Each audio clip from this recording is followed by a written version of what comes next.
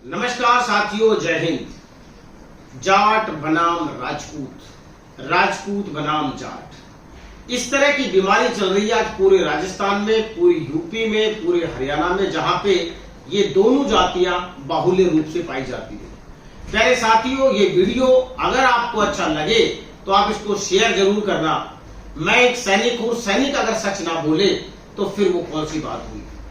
आपको मैं एक चीज बता दूं कि जो लोग इस तरह की हरकतें कर रहे हैं उनको मैं एक बात कहता हूं, अगर कहता है कि मैं बड़ा, कोई कहता है मैं बड़ा, अगर तू बड़ा तो फिर बॉर्डर पे क्यों नहीं खड़ा। और बॉर्डर पे वही खड़ा जो देश के लिए लड़ा, जो देश के लिए लड़ा वो जाति के लिए कभी नहीं लड़ा।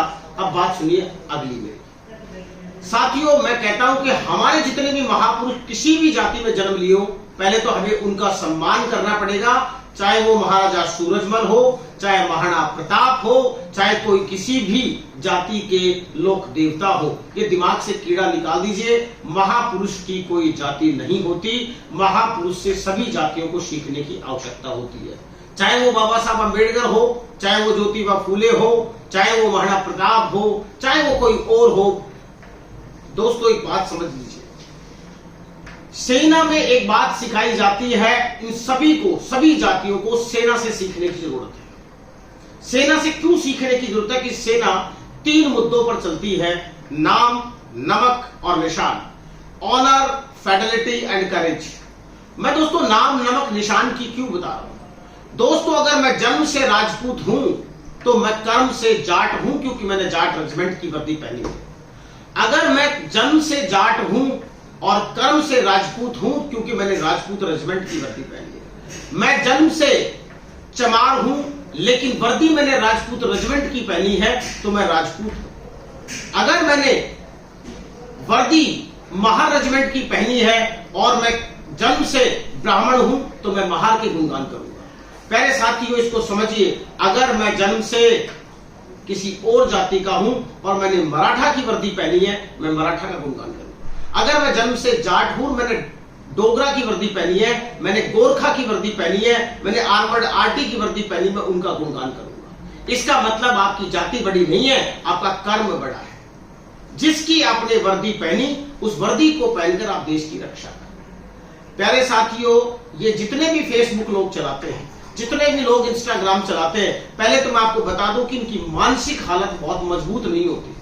अगर मानसिक हालत मजबूत होती तो कभी किसी महान आदमी को, किसी बड़े आदमी को छोटे छोटे कमेंट करते देखा है? वो लोग नहीं करते, क्योंकि वो इस तरह की बातें ही नहीं करते।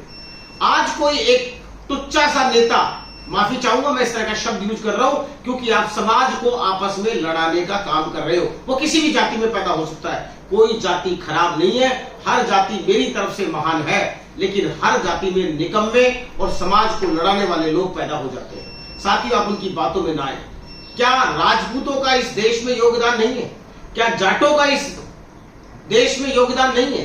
क्या गुर्जरों का इस देश में योगदान नहीं है? क्या चमारों का, ब्राह्मणों का, दलितों का, किसी का भी, क्या सबका योगदान नहीं है? क्या यादवों का इस देश में योगदान नहीं है?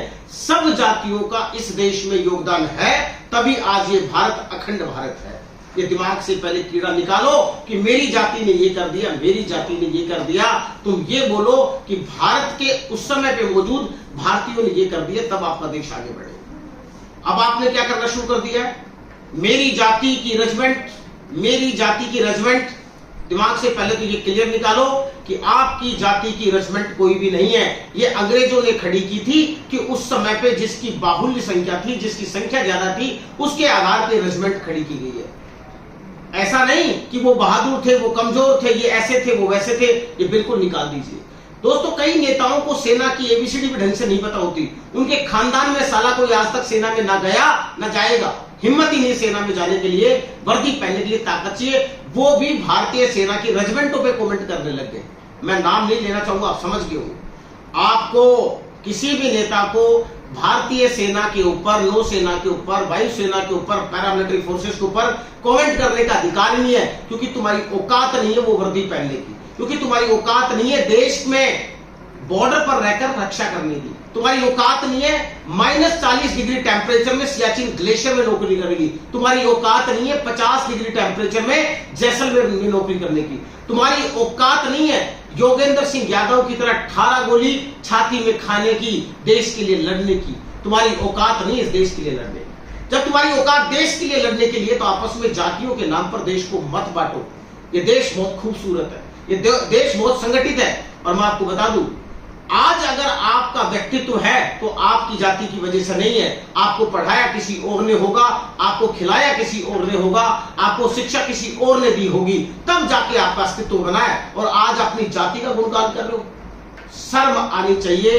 तुम भारतीय के नाम पर कलंक हो, इस तरह की बातें करते हो। तो तुम बात करिए, आपने सेना में देखा होगा सर्वधर्म स्थल, एक ही छत के नीचे बजरंग बली भी बैठे हैं, एक ही छत के नीचे यीशु मसीह भी बैठे हैं, एक ही छत के नीचे कुरान है, एक ही छत के नीचे बाइबल है। और हम सैनिकों के अंदर किसी प्रकार का कोई भेदभाव नहीं होता। इसीलिए आज भारतीय सेना के ऊपर पूरी दुनिया को विश्वास है, तुम लोगों पर नहीं है। क्योंकि हम लोगों के अंदर ये जातिवाद का कीड़ा, धर्मवाद का कीड़ा बिल्कुल भी नहीं है।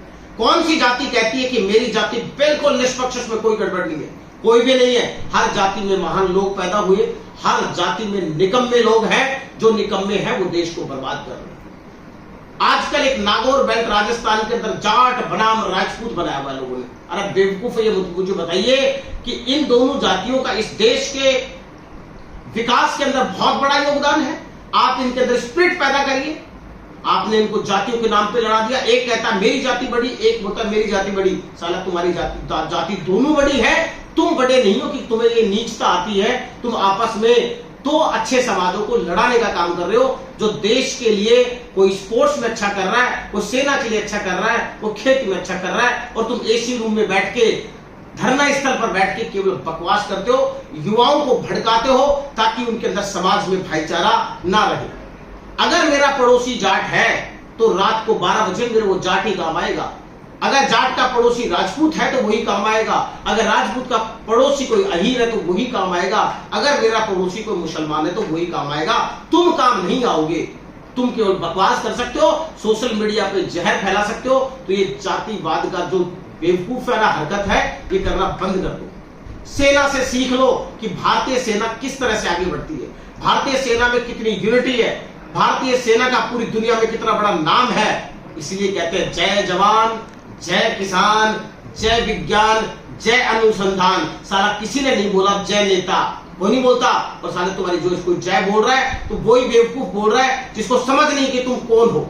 तुम्हारे चेहरे बदलते रहते हैं। तुम वोट के टाइम कुछ अलग होते हो, सत्ता में कुछ अलग होते हो, जब तुम्हें तकलीफ होती है तुम अलग होते हो। तुम देश के लिए नहीं, केवल खुद के लिए जीते हो। मेरी बात अगर समझ में आ गई हो, वीडियो को शेयर कर देना। और आज के बाद केवल सेना से सीखना, सेकुलर का सबसे बड़ा उदाहरण, धर्मनिरपेक्ष का सबसे बड़ा उदाहरण, नाम नमक और निशान का सबसे बड़ा उदाहरण भारतीय सेना। जिंदाबाद। जय हिंद।